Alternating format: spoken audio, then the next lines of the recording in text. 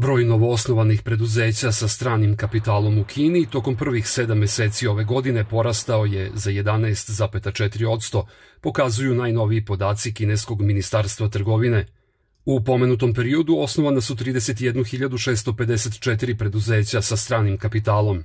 Tokom tog perioda stvarne direktne strane investicije iznosile su 539,47 milijardi juana, odnosno 75,29 milijardi američkih dolara, od čega je 154,48 milijardi juana, odnosno 21,49 milijardi američkih dolara uloženo u proizvodni sektor. Direktne strane investicije u proizvodnju medicinskih instrumenata i opreme, kao i u oblast profesionalnih tehničkih usluga, porasle su za 87%, odnosno 41,3% na godišnjem nivou.